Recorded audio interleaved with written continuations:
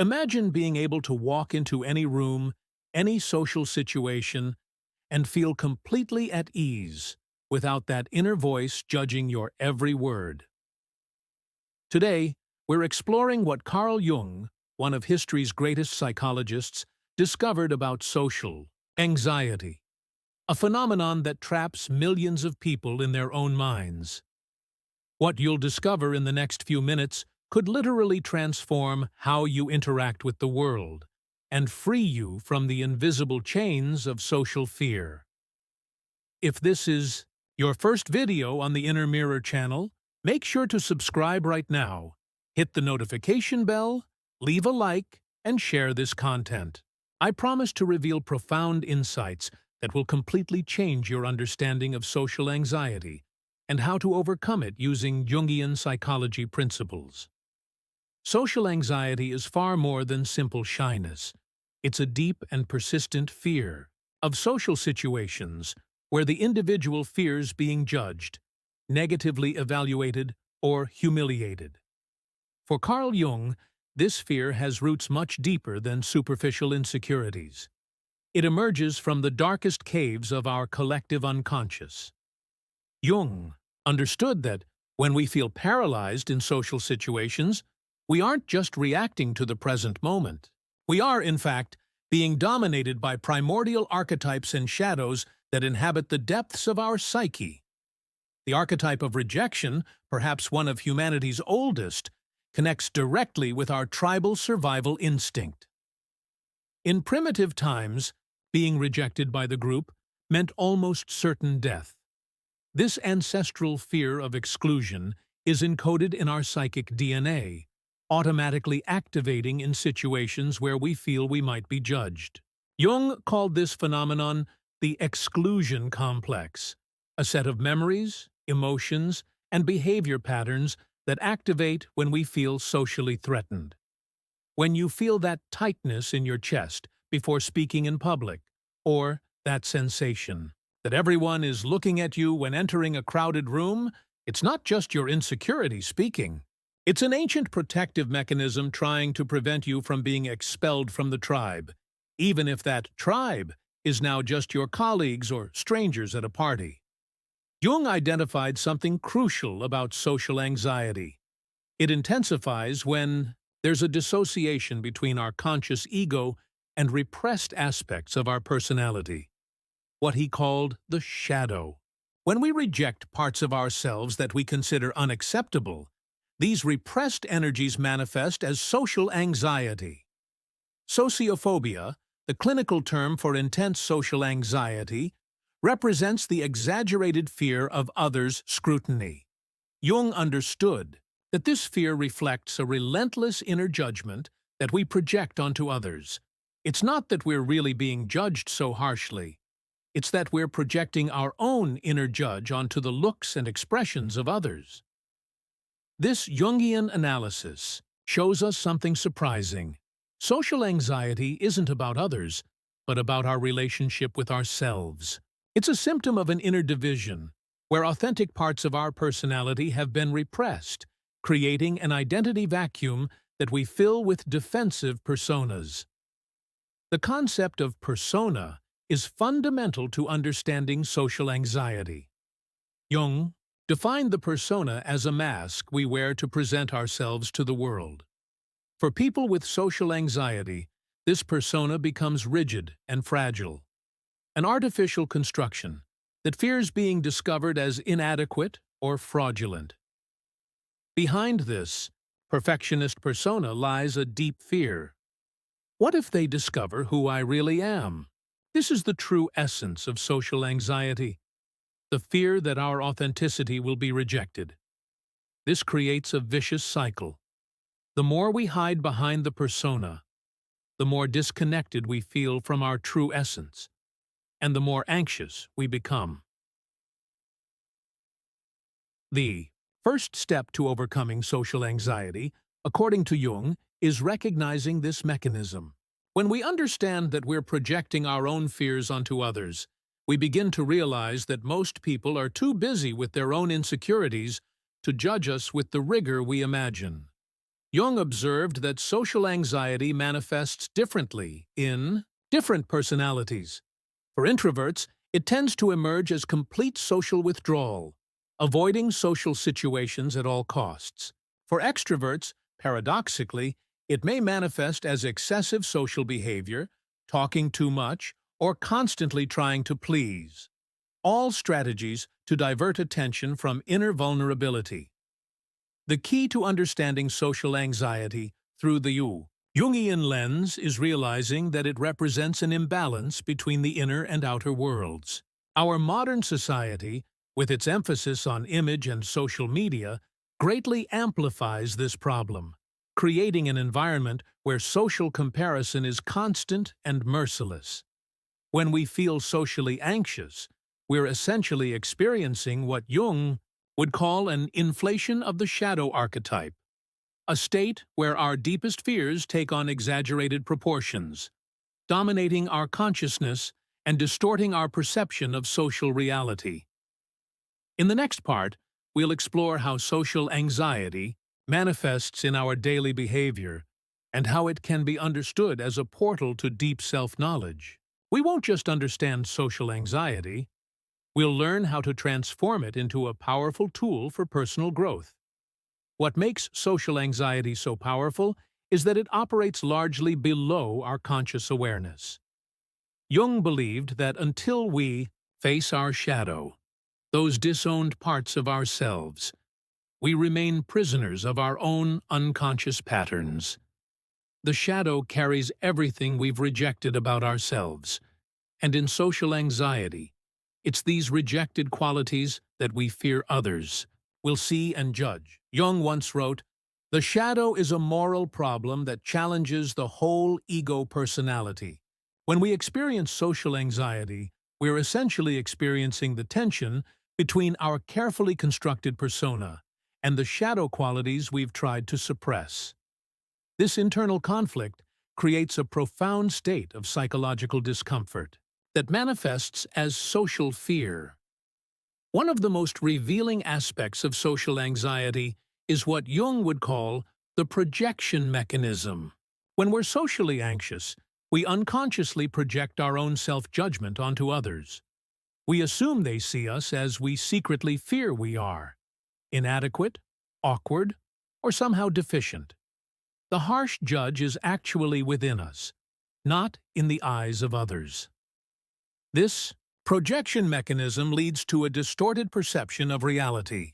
The socially anxious person develops what Jung would describe as selectively tuned perception, noticing only facial expressions, comments, or behaviors that confirm their worst fears while filtering out positive or neutral social cues. This creates a self-reinforcing cycle. Anxiety leads to biased perception, which generates more evidence for anxiety. Jung's concept of the complex is particularly relevant here. A complex is a cluster of emotionally charged memories, perceptions, and ideas around a common theme. For someone with social anxiety, earlier experiences of social rejection or humiliation form a powerful complex that gets triggered in social situations. When activated, this complex floods the psyche with anxiety, overwhelming rational thought. Consider how a socially anxious person might experience a simple interaction like being introduced to someone new. Rather than simply experiencing the moment, they become caught in what Jung would call the grip of the complex. Their consciousness narrows, their breathing becomes shallow, their palms sweat, and their mind races with worries about making a good impression. All these reactions stem from the activation of the social rejection complex. What's particularly insidious about social anxiety is how it prevents authentic connection, the very thing humans need most. Jung emphasized that human beings are fundamentally relational creatures. We need meaningful connection not just for happiness, but for psychological wholeness. Social anxiety creates a painful paradox. We desperately want connection while simultaneously fearing it. Jung would likely view social anxiety as a symptom of what he called the divided self, a split between the conscious personality and deeper aspects of the psyche. This division creates internal tension that manifests as anxiety. The socially anxious person has developed a rigid persona that doesn't allow for the expression of their full humanity, including their vulnerability. The consequences of this division are far-reaching. When we constantly monitor and censor ourselves in social situations, we exhaust our mental resources. Jung would describe this as psychic energy depletion. We're using so much energy maintaining our defensive persona that we have little left for authentic engagement with others or creative expression. Over time, severe social anxiety can lead to what Jung termed psychic atrophy. Certain aspects of our personality begin to wither from lack of expression. The socially anxious person might avoid speaking up in groups, sharing ideas, or expressing genuine emotions. These unexpressed potentials don't simply disappear. They retreat into the unconscious, where they can emerge in distorted forms. Jungian observed that repressed aspects of the personality often appear in dreams and fantasies. People with social anxiety frequently report dreams of public humiliation, being exposed as fraudulent, or being ostracized. These dreams reflect the psyche's attempt to bring awareness to the split between the persona and the shadow. The physical symptoms of social anxiety, blushing, sweating, trembling, can be understood through Jung's concept of psychic energy conversion. When emotional energy isn't acknowledged or expressed consciously, it often converts into physical symptoms. The body essentially speaks what the conscious mind refuses to acknowledge. Jung would likely interpret the common fear of blushing or sweating in public as symbolically revealing. These symptoms make visible what the socially anxious person is trying desperately to hide: their vulnerability and authentic emotional responses. The fear of these symptoms represents a deeper fear of emotional authenticity being seen by others. What's particularly fascinating from a Jungian perspective is how social anxiety often intensifies during major life transitions. Jung saw these transitions as opportunities for psychological growth and integration, what he called individuation. But growth requires facing previously unconscious material, which can temporarily increase anxiety.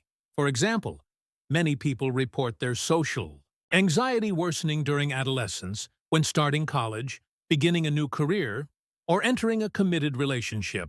These transitions challenge our existing identity and call for a more authentic expression of self. The anxiety that emerges represents resistance to this call for greater authenticity. As we move toward the second half of our exploration, we'll begin to uncover Jung's profound insights into how to work with social anxiety rather than against it. The path forward isn't about eliminating anxiety completely, but transforming our relationship with it. Jung believed that our symptoms, including anxiety, contain wisdom when properly understood and integrated. Now that we understand the deeper psychological mechanisms behind social anxiety, we can explore Jung's revolutionary approach to healing.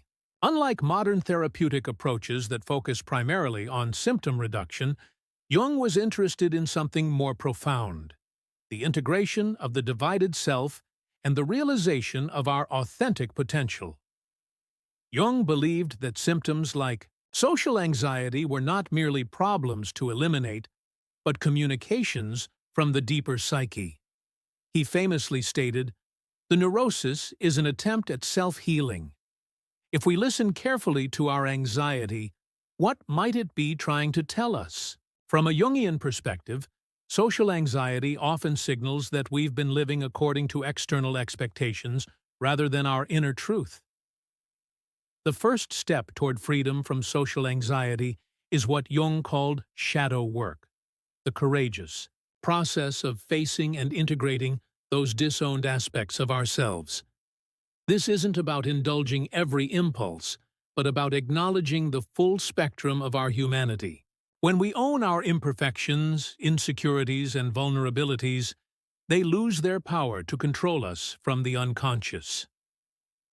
Jung would recommend a specific form of inner dialogue he called active imagination, a structured way of engaging with the aspects of ourselves that generate anxiety. Imagine sitting down with your social anxiety as if it were a character or entity. What does it look like? What does it want to tell you? What does it need? This practice can reveal surprising insights about the protective function your anxiety may be serving. One of Jung's most profound contributions was his understanding that genuine healing comes not from perfecting the ego, but from connecting to a deeper center of the personality, what he called the self. The self represents our wholeness beyond the limited identity of the ego. When we begin to access this deeper dimension, social anxiety loosens its grip because our sense of worth is no longer exclusively tied to others' approval. Jung observed that many people with social anxiety have a particularly harsh inner critic, what he might call a dominant negative animus in women or negative anima in men. These inner figures often speak in absolutes. Everyone will think you're pathetic, or you always say the wrong thing. Learning to recognize these voices as partial aspects of the psyche rather than objective truth is essential for healing. Another key to overcoming social anxiety is understanding what Jung called the individuation process, the lifelong journey toward becoming your unique self. Social anxiety often stems from trying to conform to collective standards, rather than honoring your individual path. Jung would ask, what makes you different from others? What unique gifts and perspectives do you bring? Embracing your uniqueness naturally reduces the need for external validation. Jung recognized the profound importance of finding meaning in our suffering. He might suggest that your social anxiety contains a spiritual dimension. Perhaps it's pushing you toward greater authenticity or deeper connections. By reframing anxiety as a potential catalyst for growth, rather than just an affliction, we change our relationship with it. As Jung said, there is no coming to consciousness without pain. A fascinating aspect of Jung's approach is his emphasis on symbols and symbolic thinking. Social anxiety often operates through catastrophic literal thinking, if I blush, everyone will reject me. Jung would encourage developing symbolic perspectives that create psychological space. My blushing is like a sunrise, a natural human response showing my capacity for feeling. This symbolic attitude loosens anxiety's concrete grip on the mind. Jung also emphasized the healing power of community and genuine human connection. Paradoxically, while social anxiety makes us withdraw, meaningful connection is often the very medicine we need. Jung would recommend finding or creating what he might call a temenos, a safe, contained social space where authentic self-expression is possible. This might be a supportive therapy group, a creative community, or a circle of trusted friends. The Jungian perspective offers unique insights into why conventional advice like just be yourself often fails for those with social anxiety. When you've been disconnected from your authentic self, you first need to discover who that self is. This requires inner exploration through practices like journaling, dream work, creative expression, or depth psychotherapy. Only then can authenticity flow naturally rather than feeling like another performance demand. One of Jung's most powerful concepts for those struggling with social anxiety is the wounded healer. Jung observed that our areas of greatest wounding often become, when consciously worked with, our greatest gifts to others. Someone who has struggled deeply with social anxiety and done the inner work to transform it may develop extraordinary empathy, perceptiveness, and compassion for others' social suffering. A crucial distinction in Jung's approach is between the avoidance of social situations and what he might call conscious withdrawal. Avoidance is fear-driven and reinforces anxiety, while conscious withdrawal is intentional, creating space for inner work and reflection. Jung would likely recommend balancing gradual social engagement with meaningful solitude, rather than forcing constant exposure. For those with social anxiety, Jung would emphasize the importance of the body. He understood that psychological issues manifest physically, and that bodily practices can facilitate healing. Practices like conscious breathing, grounding exercises, or expressive movement can help regulate the nervous system and create a sense of embodied presence that counteracts anxiety's dissociative effects. Jung also recognized the profound role of creativity in psychological healing. Creative expression, whether through art, writing, music, or other forms, allows unconscious material to take shape in ways the rational mind might not access.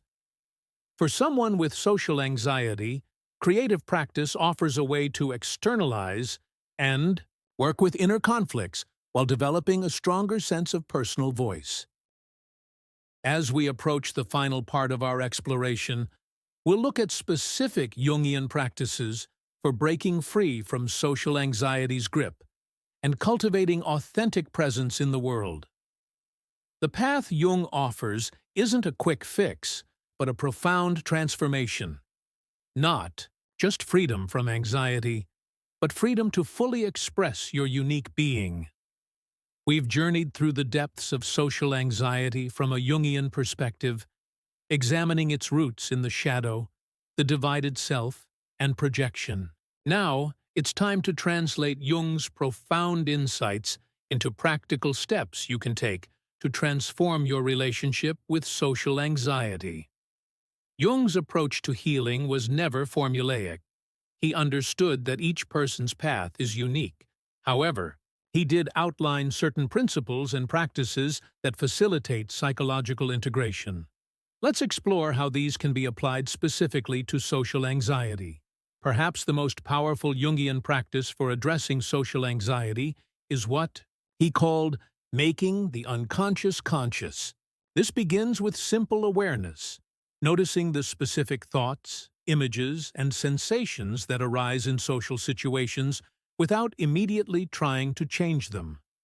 Jung would encourage maintaining a curious, non-judgmental attitude toward your anxiety, much like an anthropologist studying an unfamiliar culture. Try keeping what Jung might call a shadow journal, a private space to record your anxiety-provoking thoughts without censorship. What are the worst things you fear others might think about you? What parts of yourself are you most afraid to reveal? Writing these fears explicitly often diminishes their unconscious power and reveals their often irrational nature. Jung placed great emphasis on dreams as messages from the unconscious. For those with social anxiety, dreams often contain valuable insights about repressed aspects of the self. Notice any recurring dreams involving social situations, public speaking, or exposure. These dreams may be highlighting qualities you've disowned or pointing toward unrealized potential that your conscious mind resists. Another powerful Jungian technique is personifying aspects of your psyche involved in social anxiety.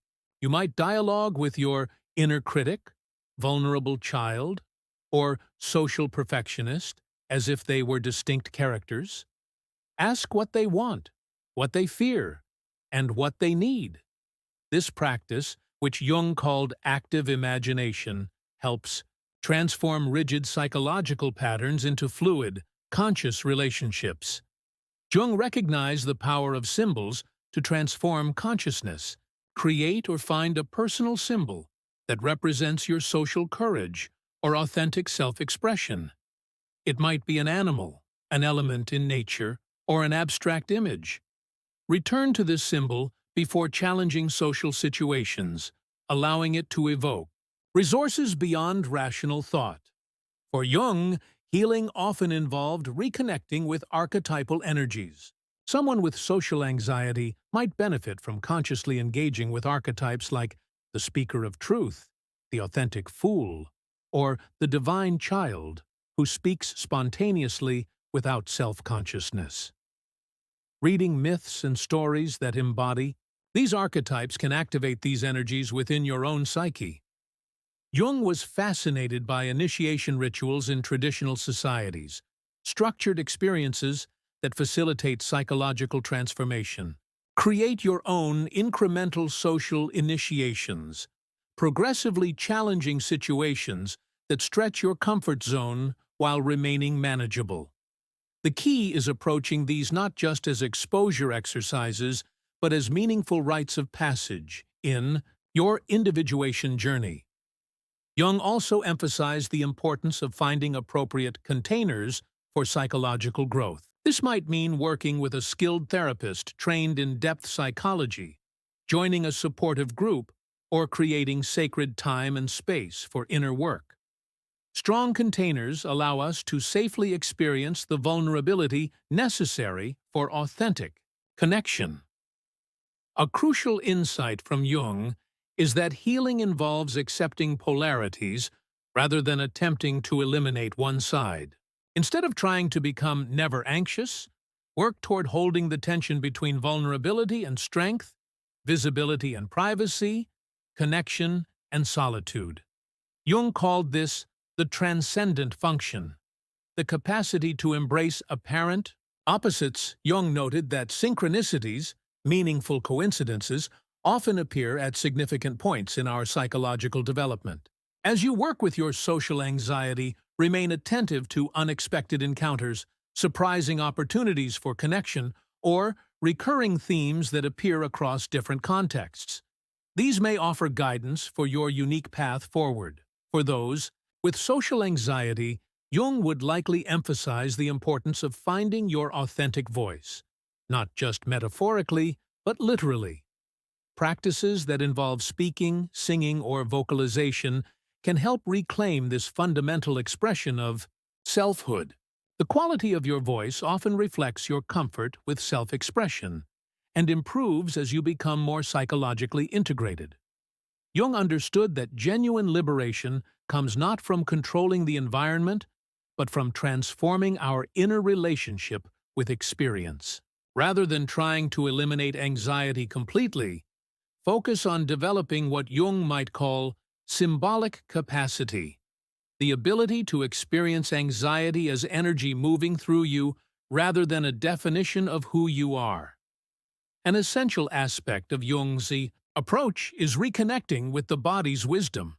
Social anxiety often manifests as disconnection from bodily experience, shallow breathing, muscle tension, dissociation. Practices that restore embodied presence, such as mindful movement, dance, or body-centered meditation, help integrate the split between mind and body that underlies much social anxiety. Jung would remind us that healing is not linear. The path toward freedom from social anxiety includes what he called the night sea journey, periods of regression, doubt, and intensified symptoms. These challenging phases, when approached with consciousness, often precede significant breakthroughs. Trust the larger process even when progress isn't immediately apparent. Perhaps most importantly, Jung emphasized that our wounds, fully encountered, become doorways to our greatest gifts. Your sensitivity, depth of feeling, and keen awareness of interpersonal dynamics, qualities often associated with social anxiety, can become profound strengths when integrated consciously. Many of history's most impactful healers, artists, and teachers have transformed social sensitivity into gifts for humanity. As we conclude this exploration, remember that Jung saw life as a continuous process of becoming. Freedom from social anxiety isn't a final destination, but an ongoing journey of expanding consciousness, embracing authenticity, and discovering ever deeper levels of connection, both with yourself and others. In Jung's words, the privilege of a lifetime is to become who you truly are. Your social anxiety, viewed through this Jungian lens, is not merely a problem to solve, but potentially a profound teacher, pointing you toward greater wholeness, authenticity, and meaningful connection. By courageously engaging with its deeper messages, rather than simply trying to eliminate symptoms, you transform not just your relationship with social situations, but your entire way of being in the world. The path Jung illuminates isn't always easy, but it leads toward something far more valuable than mere social comfort. It leads toward becoming fully, uniquely yourself. And paradoxically, it's precisely this authentic selfhood that creates the possibility for the genuine human connection we all deeply desire. Thank you for joining me on this journey through the depths of social anxiety and the transformative wisdom of Carl Jung. If this exploration has resonated with you, please share it with someone who might benefit. Leave a comment with your insights or questions, and subscribe to Inner Mirror for more explorations of the human psyche through the brilliant lens of depth psychology. Until next time, may you continue to discover the treasure hidden within your challenges.